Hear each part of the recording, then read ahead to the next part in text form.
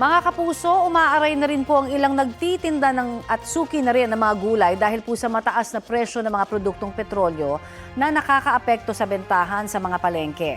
Dagdag pa raw sa matumal na benta ngayon ang bakasyon po ng karamihan sa mga estudyante. Balitang hatid ni Jomer Apresto. Madilim pa lang, namimili na ng gulay sa Divisoria sa Maynila si Aling Evangeline.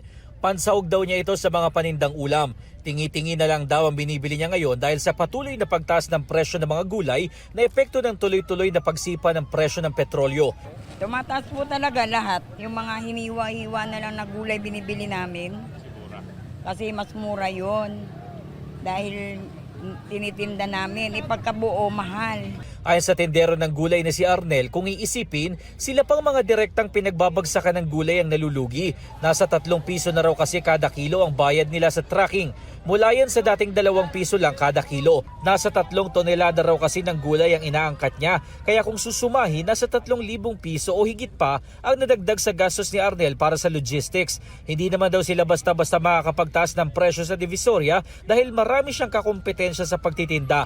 Tumumal din daw ang kanilang benta dahil bakasyon na ng mga estudyante, kaya mas kaunti ang namimiling may-ari ng karinderya. Yung gasolina lang tumaas pero yung supply marami.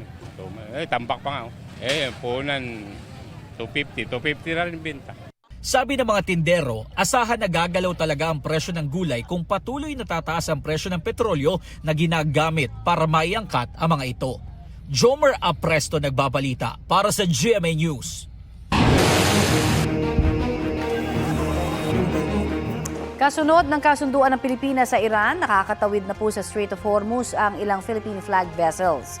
Pero paglilinaw po ng Department of Energy, hindi langis ang karga ng mga yan. Balitang hatid ni JP Soriano.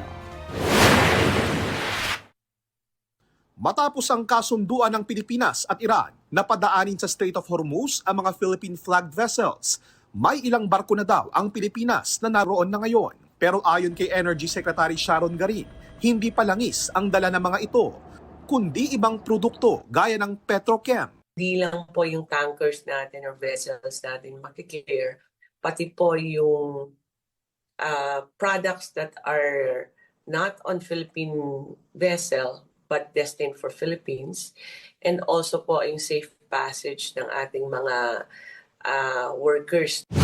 Libo-libong Pinoy seafarers ang sakay ng mga barkong stranded ngayon sa Persian Gulf at Strait of Hormuz. Hindi pa kasama rito ang mga Pinoy na nagtatrabaho sa mga offshore facilities. Ito yung Strait of Hormuz. Okay. So very narrow yan. Marami rin ditong barko sa northern part. Diyan yung mga oil installation. Dating kapitan ng barko si Edgardo Flores at minsan na rin daw naipit ang sinasakyang barko sa Strait of Hormuz noong 1980s sa gitna ng Iran-Iraq War noon. Tanong ni Flores, hanggang kailan kaya tatagal ang supply ng pagkain at tubig ng mga crew ng barko ngayong wala pang indikasyon na matatapos na ang gyera ng Amerika at Israel sa Iran? Pangalawa, yun yung they might run out of supplies. So what will happen to them? Who will provide them? Ayon sa International Seafarers Action Center, apektado rin ang rehiring at kita ng mga seafarers kahit yung mga nakasampa sa ibang biyahe. Kasi na kumukonti ang voyage, kumukonti ang trabaho, at yung pong mga gusto sanang bumaba, natatakot sila sa blacklisting na baka hindi na sila pabalikin. Ano po ugat nun? Kasi ang seafarer sa Pilipinas ay contractual.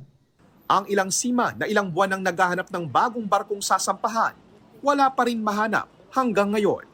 Dahil sa gira at ang biyahe ay wala na halos Europe, wala na Middle East, kundi puro US na lang ang biyahe. Ang problema, na-deport kami, na-revoke ang visa namin sa US, 14 years, so wala kami magagawa. Baka nga maghanap muna kung anong mapagkikitaan dito sa Pilipinas. Kasi kung sakaling tumagal, at least mayroon tayong maipapasurvive sa pamilya natin. Nauna nang sinabi ng Department of Migrant Workers na ginagawa nila ang lahat para matulungan ang mga apektadong Pilipinong tripulante. JP Soriano, nagbabalita para sa GMA News. Mga kapuso, ngayong bakasyon season, maging maingat at mapanuri sa pagbubuk ng accommodation para huwag maging biktima ng mga fake booking scam. Simula po noong Nobyembre, nasa 300 na ang nabiktima ng isang peking social media account na ginagamit ang pangalan ng isang resort sa Glan, Sarangani. Nasa 4,000 piso hanggang 40,000 piso ang natangay ng mga salarin sa kada biktima. Ayon sa pamunuan ng resort, nalaman nila ang modus matapos umani ng mga negatibong komento ang kanilang totoong page.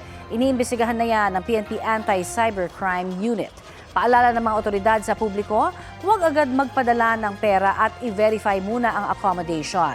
Gumamit din po ng mga lehitimong booking platforms at huwag agad magbibigay ng personal at financial information.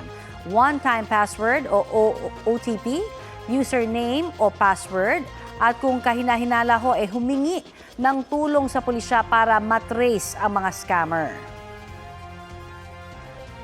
Libo-libo na ang nahuhuli sa iba't ibang bahagi ng Metro Manila matapos ilunsad ng DILG ang Safer Cities Initiative. Paglilinaw po ng Philippine National Police, mas hinihigpitan lang ang pagpapatupad ng mga umiiral ng ordinansa sa bawat lungsod. May ulat on the spot si Oscar Oida. Oscar? Yes, Connie, umabot na nga sa mahigit 24,000 ang nahuhuling violators sa Safer City Operations ng PNP sa nakalipas na 2 araw. Pinakamaraming violators na nahuli ang Southern Police District na umabot sa mahigit 12,000. Gaya sa mga syudad tulad ng Muntinlupa, Makati at Pasay. Karamihan sa mga naitalang paglabag ay drinking and smoking in public places, roaming streets without shirts, using karaoke beyond allowed time at minors violating curfew hours. Paglilinaw ng PNP, walang bago sa mga pinapatupad na ordinansa. Dati na raw itong nariyan, mas pinaigting lang para mas matiyak ang kaligtasan ng lahat. At sa pagkakataong ito ay mas isinasama na nila ang barangay at DSWD para mas masigurong walang karapatang pantaong naabuso. Oscar Oida nagbabalita para sa GMA News. Maraming salamat, Oscar Oida. Sa ibang balita, hindi ibaban dito sa bansa ang larong Roblox ayon sa Department of Information and Communications Technology. Yan po ang resulta ng pulong ng ahensya, Cybercrime Investigation and Coordinating Center, mga opisyal ng Roblox, mga law enforcement agency at ng private sector. Ayon sa DICT, inilatag at ipinaliwanag ng Roblox ang mas mahigpit nitong safeguards sa kanilang laro. Kabilang po dyan ang mas istriktong pag-monitor at content controls na angkop sa mga edad ng naglalaro nito. Sisimulan din sa April 12 ang information campaign para magabayan ang mga nakatatanda o magulang sa paggamit ng mga inilagay na safeguards. Binigyang diin at muling pinapaalala po ng DICT na ang digital safety ay responsibilidad na platform, gobyerno at ng bawat pamilya. Nagtungo sa Pilipinas ang mga opisyal ng Roblox matapos silang ipatawag ng ahensya kaugnay sa mga reklamong nagagamit umano ang laro para mag-recruit ng ilang kabataan para maghasik umano ng karahasan. Panalo si Pinay tennis star Alex Ayala sa kanyang debut o unang sabak sa Linz Open sa Austria. Nakalaban po ni Alex ang hometown player na si Yulia Grabher sa round of 32. Nakuha ni Alex ang 2 sets, 6-4 at 6-3. Makakatapat naman niya sa round of 16 si Yelena Ostapenko ng Latvia. Nag-qualify din si Alex sa main draw ng Stuttgart Open sa Germany sa susunod na linggo matapos mag-withdraw ni Qin Won Cheng ng China dahil sa injury.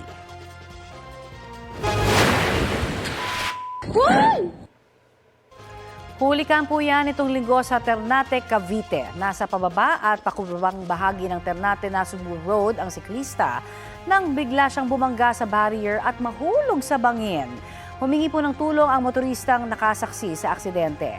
Ayon sa pulisya, ligtas na ang siklista na nagtamo ng mga sugat sa katawan.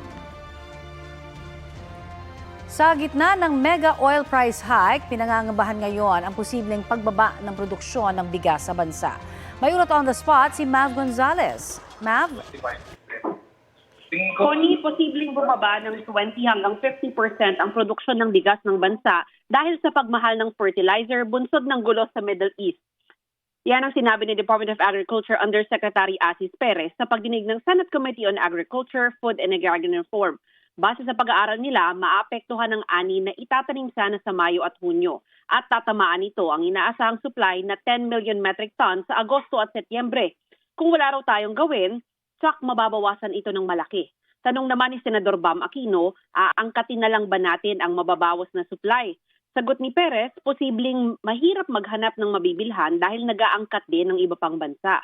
Itinutulak ngayon ng ilang senador na gumawa ng supplemental budget para pandagdag ayuda sa mga apektadong sektor. Pero sabi ng DA, kahit may pondo sila ay kulang na kulang ito para sa ayuda sa pataba. Dagdag ng DA, ang kaya lang nito i-subsidize ay yung itinaas ng presyo ng pataba at hindi ang buong halaga nito. Sabi naman ng grupong Sinag, hindi na nag-aani ang ilang magsasaka dahil wala na silang kita. Ayaw naman daw nila ng rescue buying mula sa gobyerno dahil binabarat aniya mga magsasaka. Dapat daw magkaroon ng patas na farm gate price para kumita naman sila. Yan muna ang pinakasariwang balita habang patuloy ang pagdinig dito sa Senado. Connie? Maraming salamat, Mav Gonzalez. Kinumpirma ng defense team ni Vice President Sara Duterte na naghain sila ng petisyon sa Korte Suprema para ipahinto ang impeachment proceedings laban sa bise. Git ng kampo ni Duterte, hindi sila umiiwas sa impeachment process. Tinitiyak lang daw nila na naayon sa konstitusyon ang proseso. Batay sa inihaing petisyon ng kampo ng bise, inabuso umano ng House Committee on Justice ang kapangyarihan ito sa pagsasagawa ng impeachment hearings. Paglabag din anila ito sa konstitusyon at sa naunang guidelines ng Korte Suprema tungkol sa impeachment. Ipinababasura rin ng kampo ng bise ang ikatlo at ikaapat na impeachment complaints laban sa kanya dahil lumabag nila ito sa one-year bar rule. Ang mga naturang reklamo ang idineklarang sufficient in form, substance, and grounds ng House Justice Committee. Para naman sa ilang miyembro ng komite, nakapagtataka na kinikwestiyon ng bise ang impeachment hearings dahil mismong kampo niya ang humiling noon sa Korte Suprema na bigyan sila ng pagkakataong sagutin ang mga reklamo bago iakyat sa Senado. Pinadadalo rin ng House Justice Committee sa hearing sa April 14 si Securities and Exchange Commission Chairman Francis Edralin Lim. Tatanungin siya tungkol sa kumpanyang nauugnay umano sa bise at sa asawa niyang si Man Scarpio. Pinasusumiti rin ng komite sa SEC ng certified true copies ng ilang dokumento ng mga kumpanyang sinasabing konektado kina Duterte at Carpio.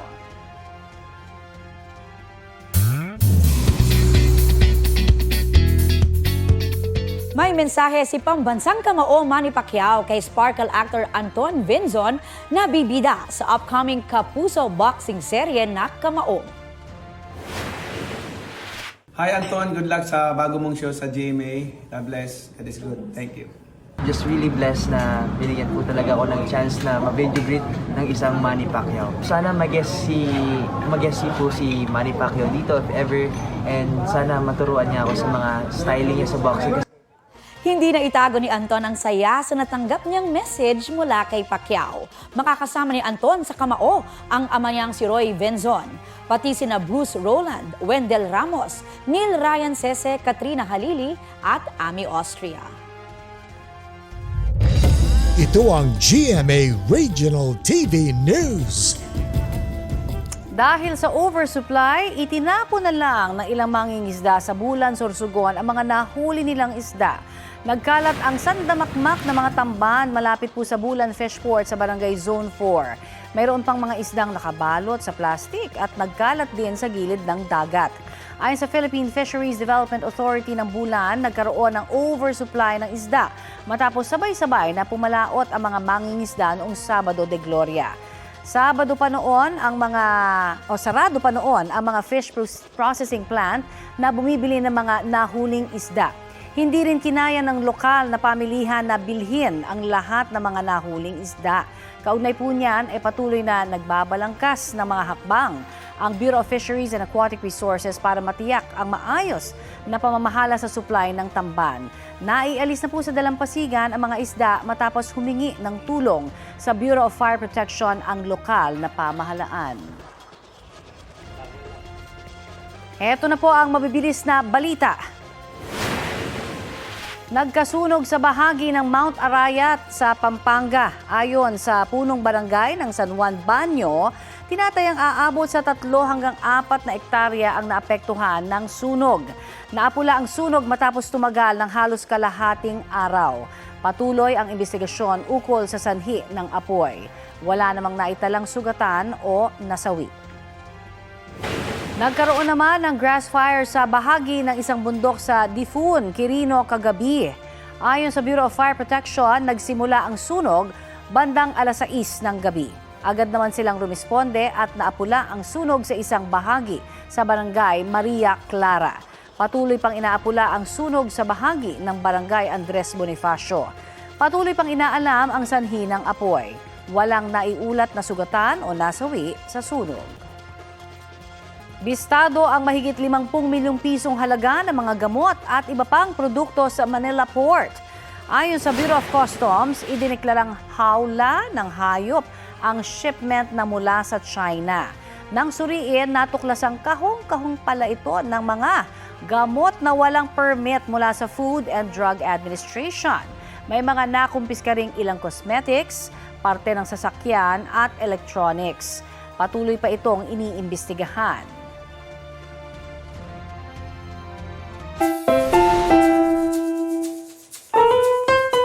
Hindi tinamad pero tinipid ang pakulong regalo ng isang lalaki sa Iloilo para sa kanyang kapatid. O sa mga naghahanap ng gift ideas, baka pwede ito.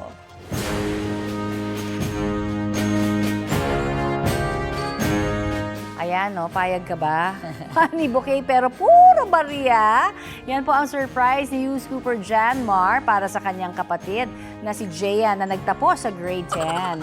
Literal na, it's the coins that count ang atake ng 50 pesos na money bouquet na na-appreciate naman din ni Jaya. Ayon kay Janmar, hindi na tinanggap ni Jaya ang cash na ibibigay sana niya dahil sapat na raw ang dinner celebration.